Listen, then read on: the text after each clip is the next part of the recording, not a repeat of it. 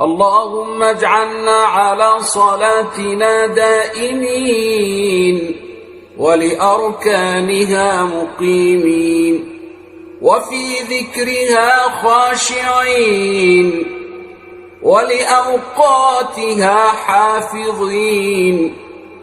اجعل الصلاة راحة لأبداننا وأمانا لأرواحنا وسكينة لأنفسنا ونجاة في قبورنا يا مجيب الدعاء يا مجيب الرجاء. تقبل منا زكاتنا بالصدق والوفاء واجعلها نورا وظلا لنا يوم اللقاء واجعلها برهانا لنا يوم القضاء ولا تجعل فيها خبثا أو منا أو أذى أو بلاء واجعلها حصنا لنا من الغم والغلاء يا منزل البركات.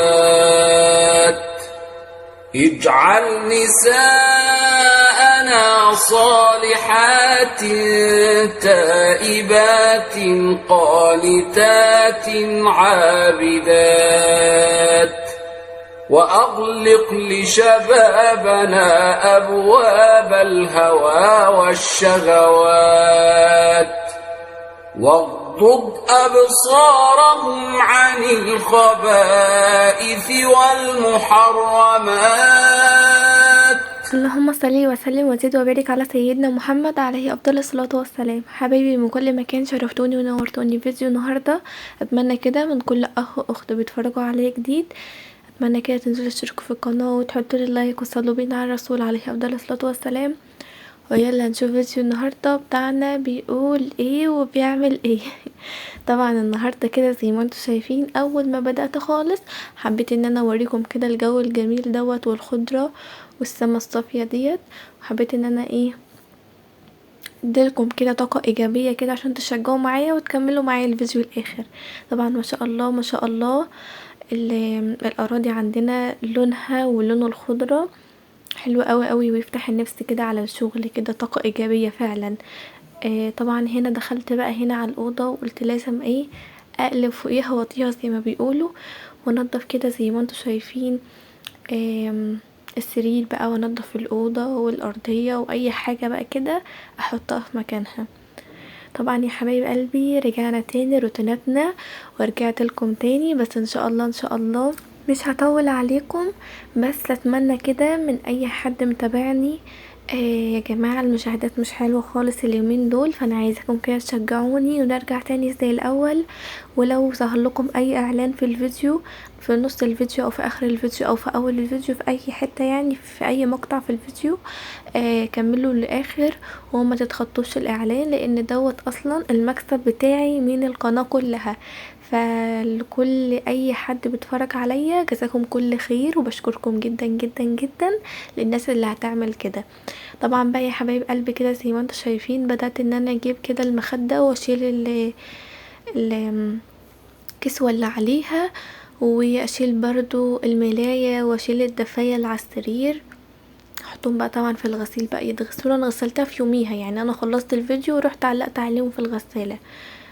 طبعا بقى هنا زي ما انتوا شايفين كده الجو كان جميل قوي قوي قوي والشمس كانت طالعه. بس عايزه اقول لكم ان لما جه الليل برد بقى والجو بقى رخم كده وبرد وكل واحد بقى شاف له بطانيه ونام تحتها. فالجو الصبح بيبقى حلو، فما تتغروش وتصيفوا وتخففوا وترجعوا تاني بقى بالليل لما الجو يبرد تتقلوا وتاخدوا برد بقى، لان اليومين دول اصلا يومون البرد.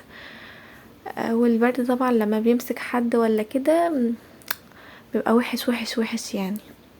طبعا بقى زي ما انتوا شايفين رحت جبت هنا بقى ملاية كده نضيفة، وجبت كسوة للمخدة نضيفة، وجبت دفاية نظيفة. انت ليه بتعملي دفاية فوق الملاية؟ لان طبعا يا حبايب قلبي الجو ساقع اليومين دول، والدفاية الملاية معلش الملاية بتبقى ساقعة كده، بتبقى ساقعة. انما احنا بنحط عليها دفاية في الشتاء، انما في الصيف بنحط ملاية بس عادي. انما في الشتاء بنجيب بقى الدفايات دي ونحطها فوق المليان. هنا هو جبت الكسوة بتاعة المخدة الكبيرة وحطيتها برضو كده زي ما انتوا شايفين. هلبسها لها. طبعا ديت اكتر حاجة بتغلبني في تنظيف الأوضة كلها، الكسوة بتاعة المخدة الكبيرة. بقعد بقى اشد فيها واعمل فيها لحد لما تظبط معايا. صلوا بينا كده على الرسول عليه افضل الصلاه والسلام. واللي ما حطليش اللايك يحطلي اللايك. طبعا بقى هنا انا قلت اعمل لكم كده الفيديو من غير مونتاج، ويبقى فيديو بسيط كده عشان لحبايب قلبي اللي بيطلبوا الفيديوهات من غير مونتاج، وبيطلبوا ان ميبقاش فيه يعني اقفل الفيديو وارجع اعمله وكلام من ده. فانا حاولت على قد ما اقدر ان انا اخلي لكم الفيديو كده متناسق ومن غير مونتاج ومن غير تسريع ومن غير اي حاجه خالص، يعني الفيديو طبيعي خالص خالص خالص. يعني انتوا عارفين طبعا فيديوهاتي دايما يعني بسرحها، انما المره دي موطئاها شويه. فادعموني كده وحطولي اللايك واشتركوا في القناه، ولو عندكم كذا ايميل تاني حطولي برضو من الايميلات التانية دي لايكات وحطولي اشتراكات. ولو ظهر لكم اي اعلان حاولوا عشان خاطري انا ما تتخطوهوش، لان الاعلان ده مكسبي اصلا من القناه كلها. فطبعا كده زي ما انتوا شايفين جبت الملاية وفردتها كده على المرتبة بتاعة السرير، وزي ما انتوا شايفين كده هحاول بقى ان انا استفها كده على. طبعا بقى لحبايب قلبي اللي بيقعدوا يسالوا ان انت ليه ما بتظهريش دايما زي الاول، طبعا انا قلت لكم ان انا اخر سنه ليا في الدبلوم، فبصراحه انا خايفه واول مره اخاف واكون قلقانه كده، فخايفه جدا جدا من السنه دي وعايزه ربنا كده يعديها على خير. فبحاول على قد ما اقدر ان انا انتبه للمدرسه، انتوا فاهمين. فدايما مش بنزل لكم فيديوهات باستمرار، انما لما بكون في الاجازه انتوا عارفين ان انا بنزل على طول. فانا عايزاكم كده تدعموني، اذا كنت بقى بنزل كل يوم، اذا كنت بنزل كل يوم ويوم، كل يومين، كل اسبوع، كل شهر حتى. ادعموني وحطوا لي كده لايكاتكم الجميله القمر اللي زيكم. طبعا هنا جبت كده الدفايه وحاولت ان انا برضو احطها كده فوق الملايه وافرشها كده زي ما انتوا شايفين. طبعا السرير يا جماعه انا بحبه قوي، لان من وانا صغيره من وانا ابتدائي، حتى انتوا لو خدتوا بالكم الكلام اللي عليه اللي هو بالاحمر ده، من وانا صغيره وانا كنت بحب اكتب كده على الحيطان واكتب على اي حاجه كنت بكتب عليها. حتى الدولاب ده كنت بكتب عليه برضو، حتى لو انتوا افتكرتوا ان انا كنت انا اللي دهناه، لان كنت كاتبه عليه كتير. فبحبه قوي قوي قوي، لان انا من نوع يا جماعه ان انا لما بيبقى مثلا عندي هدوم مثلا وصغرت عليا او ما عدتش عايزاها ما بحبش افرط فيها، بالرغم ان انا بود كتير وبطلع كتير، بس ببقى برضو في حاجات كده ما بحبش ان انا اشوفها على حد تاني. خلاص هي بتاعتي انا حتى لو كبرت.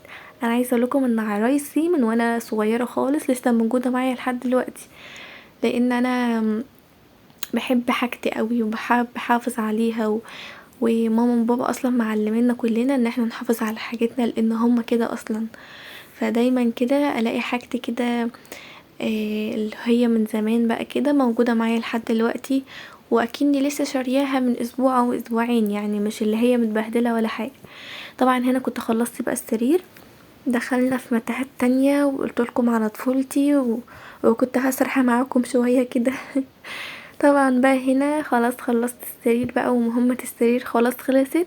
جبت كده مقشة وقلت برضو جيب الطرقة ديت واجيب بقى الأوضة كلها كنيس. انا بحب قوي قوي ان انا امسح بملح، طبعا زي ما انتوا عارفين ان انا دايما بحب امسح بملح، بس سمعت حد يا جماعه بيقولي ان الملح الخشن محدش المفروض ان هو يمسح بيه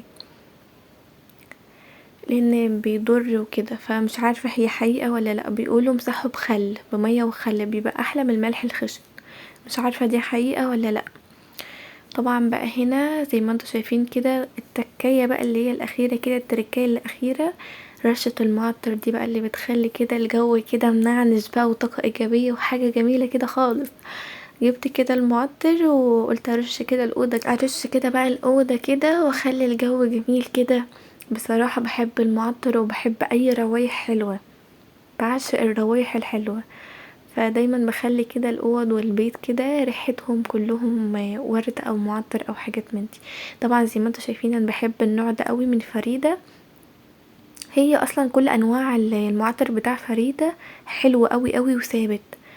فلو انتوا عايزين تجيبوا معطر ما تجيبوش غير من فريده. الصراحه انا مش بعمل اعلان ولا حاجه، بس هو فعلا المعطر بتاع فريده حلو قوي وبيفضل ثابت كده في المكان. طبعا هنا خلاص بقى خلصت الاوضه، وحبيت كده ان اوريكم كده اللي انا عملته خالص. وطبعا زي ما انتوا شايفين خلاص كده الاوضه الحمد لله خلصت ونضفت. واتمنى بقى كده النهارده الفيديو يكون عجبكم ونال اعجابكم، والسلام عليكم.